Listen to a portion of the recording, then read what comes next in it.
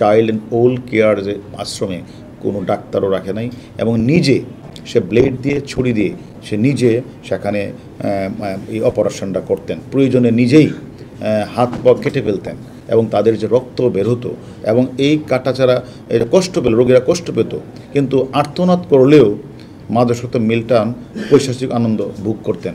Blade এবং ছুরি দিয়ে কাটাছাড়ার কারণ অধিক রক্তকরণ ও মিল্টনের আসলে প্রাণ হৃদয়কে নাড়া দিত না, এবং অনেকে এরকমভাবে মারাও গিয়েছেন।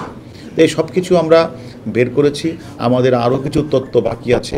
আমরা প্রয়োজন বোধে তাকে, আমাদের কাছে আরেকটি মামলা আছে, সে মামলায় আমরা তাকে রিমান্ডে আনবো, এনে আরও কিছু তথ্য আমাদের দরকার আছে। এবং তার কাছ থেকে যে আমরা যে ভয়ানক তথ্য পেয়েছি, আমি মনে করি এটা আমাদের সমাজের যদি আরও কিছু এরকম মানুষ থেকে থাকে যারা এরকম মানবতার ফিরিওয়ালা সেজে তারা মানুষকে প্রতারিত করছে এবং গরিব দুঃখী মানুষগুলি, প্যারালাইজ মানুষগুলির সাথে সে নির্যাতন করছে, তাদের আমরা তাদের সম্পর্কে আমরা খোঁজখবর নিচ্ছি।